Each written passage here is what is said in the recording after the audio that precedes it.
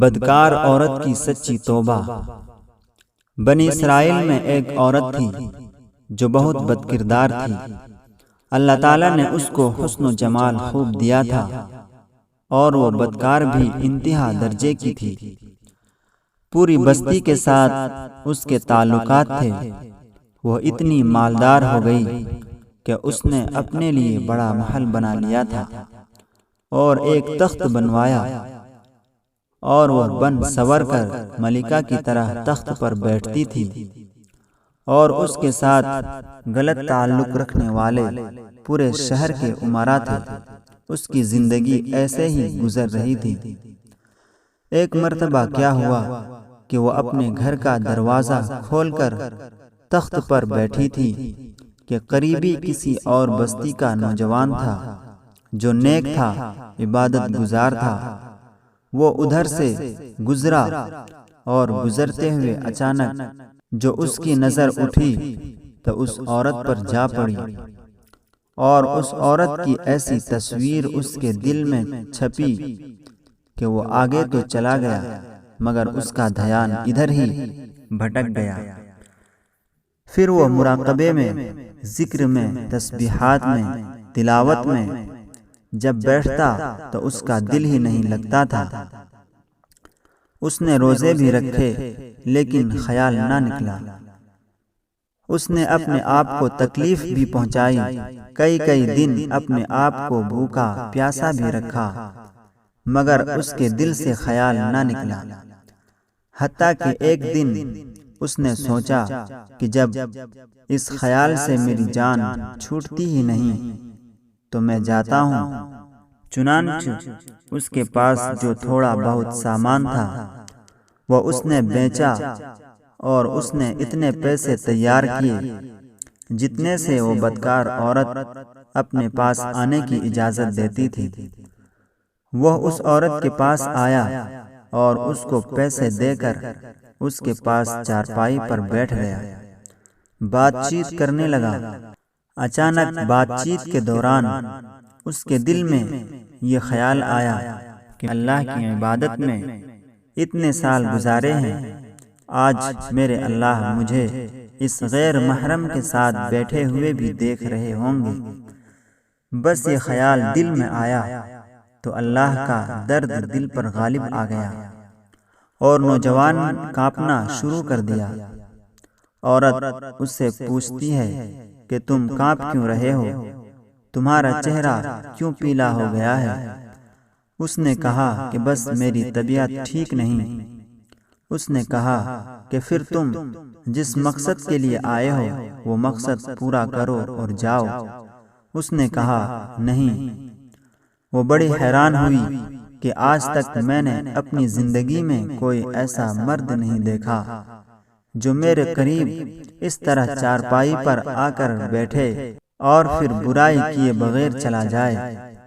یہ نوجوان کیسا ہے؟ مگر نوجوان نے کہا اچھا میں جاتا ہوں۔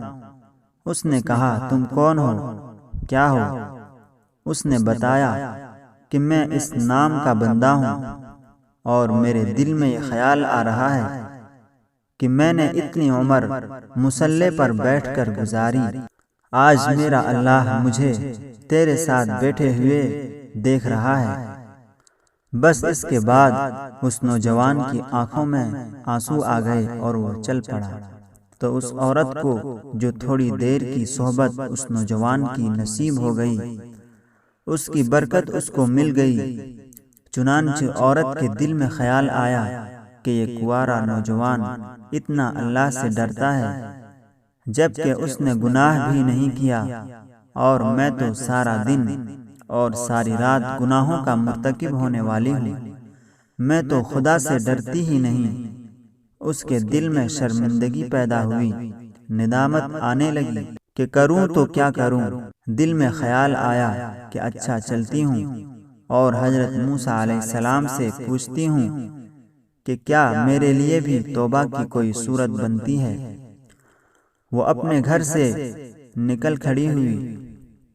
اب اس کو بستی کا ایک بندہ پہچانتا تھا۔ وہ ایسی نامی گرامی چیز تھی وہ چلی اور جا کر حضرت موسیٰ علیہ السلام کو جو دیکھا تو وہ اس وقت بنی اسرائیل کے لوگوں کو نصیحت فرما رہے تھے۔ اس نے کسی آدمی کے ذریعے پیغام بھیجا کہ حضرت موسیٰ علیہ السلام سے جا کر کہو کہ میں آپ سے ملنا چاہتی ہوں۔ اب جس کو پیغام دیا وہ بے وقوف تھا۔ کچھ پیغام پہنچانے والے بھی تو بے وقوف ہوتے ہیں، جس کو ڈھنگ ہی نہیں آتا پیغام پہنچانے کا۔ اس خدا کے بندے نے سیدھے جا کر سب کے سامنے کہہ دیا کہ حضرت آپ سے فلاں عورت ملنے آئی ہے۔ حضرت موسیٰ علیہ السلام نے نام سنا تو آپ کو بہت جلال آیا کہ لوگ کیا سوچتے ہوں گے کہ ایسی عورت ان سے ملنے کے لیے آئی، ان کا کیا تعلق اس سے۔ حضرت موسیٰ علیہ السلام نے غصے میں کہہ دیا کہ اس سے کہو چلی جائے، میں اس سے نہیں ملنا چاہتا۔ اس بے وقوف نے آ کر کہا کہ میں نے بات کہی تو حضرت موسیٰ علیہ السلام بڑے ناراض ہوئے، وہ تو بڑے خفا ہوئے تم سے۔ وہ ڈر گئی، اس نے کہا کہ میری بدکاریاں ایسی ہیں کہ اللہ مجھ سے پہلے ناراض تھا اور اب اللہ کا نبی بھی مجھ سے بات نہیں کرنا چاہتا، میرے لیے اب دنیا میں کوئی ٹھکانہ نہیں۔ بڑے اداس اور بوجھل قدموں کے ساتھ وہ وہاں سے واپس آئی اور اسے سمجھ نہیں آ رہی تھی کہ وہ کیا کرے۔ اب وہ حیران تھی کہ اللہ کے نبی نے بھی میرے ساتھ بات کرنا گوارا نہ کیا، میں اتنی گری ہوئی چیز ہوں کہ وہ بات کرنا بھی نہیں چاہتے۔ چنانچہ وہ گھر آئی اور اس نے گھر کی کنڈی لگائی۔ اس نے اپنے کسی بڑے سے سنا ہوا تھا کہ بندہ جب اپنے رب کو منانا چاہے تو اس کو چاہیے کہ وہ اس کے سامنے سجدہ کرے۔ چنانچہ اسے اور کوئی طریقہ آتا نہیں تھا۔ گھر کی کنڈی لگا کر ایک جگہ اس نے اللہ کے سامنے سجدہ کیا۔ دل سے یہ کہہ رہی ہوگی میں تیرے سامنے جھک رہی ہوں خدا، میرا کوئی نہیں اللہ تیرے سوا۔ اسے پوری دنیا میں اور کوئی نجات کا راستہ نظر نہیں آ رہا تھا۔ پھر اللہ کی شان دیکھیے، اس نے رات گزاری۔ اگلے دن اس کے دل میں خیال آیا کہ میں عورت ذات ہوں، اکیلی مکان میں رہتی ہوں، ایک میری خادمہ ہے، تو میں اگر نیت بھی کر لوں تو جتنے لوگوں نے میرے ساتھ بدکاریاں کی ہیں وہ تو مجھے اس میں نہیں رہنے دیں گے، تو بہتر یہ ہے کہ میں اس جگہ کو چھوڑ کر چلی جاؤں۔ تبھی اس نے فیصلہ کر لیا کہ میں یہاں سے چلی جاتی ہوں۔ اس نے اپنے آپ کو ایک سادے سے کپڑے میں لپیٹا تاکہ کوئی کپڑوں کو اور حسن و جمال کو نہ دیکھے کہ یہ کون جا رہی ہے۔ پھر اس نے سوچا کہ عورت ذات ہوں، کہاں جاؤں؟ دل میں خیال آیا کہ وہ نیک نوجوان تھا جس کے دل میں اللہ کا اتنا خوف تھا کہ وہ اللہ کے ڈر سے کانپ رہا تھا۔ کیوں نہ میں اس نیک بندے کے پاس چلی جاؤں اور اس کی خادمہ بن کر رہ جاؤں، ممکن ہے کہ وہ مجھے نکاح میں ہی قبول کر لے۔ یہ اس بستی کی طرف چل پڑی۔ چنانچہ ڈھونڈتے ہوئے یہ اس بستی میں اس کے گھر پہنچی اور گھر والوں سے کہا کہ میں فلاں بندے سے ملنے کے لیے آئی ہوں، تو انہوں نے کہا کہ اس کا ذکر و عبادت کا معمول ہے اور وہ کمرے سے اتنے بجے نکلتا ہے، تم انتظار کر لو۔ چنانچہ اس نے کہا بہت اچھا، یہ انتظار میں بیٹھ گئی۔ جب انتظار کرنے لگی تو اچانک اس نوجوان نے دروازہ کھولا اور اس کی نظر اس عورت پر پڑی۔ یہ سامنے بیٹھی ہوئی تھی۔ جب نوجوان نے عورت کا چہرہ دیکھا تو اس کو اپنا وہ وقت یاد آ گیا کہ وہ کون سا وقت تھا۔ میں اپنے مصلے کو چھوڑ کر اس کی چارپائی پر جا بیٹھا تھا تو اس نوجوان کے دل پر خوف طاری ہو گیا، کہیں یہ میرا ایمان خراب کرنے تو یہاں نہیں آ گئی۔ میں نے تو اتنی مشکل سے اس کا تصور ذہن سے نکالا تھا۔ تو اس نوجوان پر اتنا خوف طاری ہوا کہ وہ وہیں پر گرا اور اس کی جان ہی چلی گئی۔ اب اس کی وفات پر گھر والے بھی رنجیدہ اور اس عورت کو بڑا ہی غم تھا۔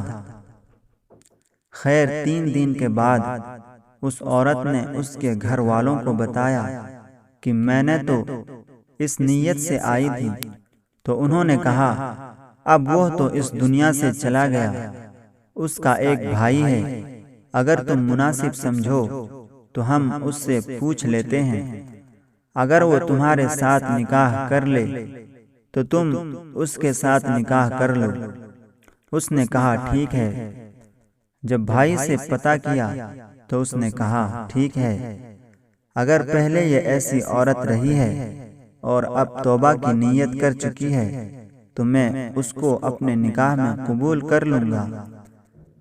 چنانچہ اس عورت کا اس کے بھائی کے ساتھ نکاح ہوا اور اس عورت کو اللہ تعالیٰ نے 7 بیٹے عطا فرمائے، اور وہ 7 بیٹے بنی اسرائیل کے اولیاء میں سے گزرے۔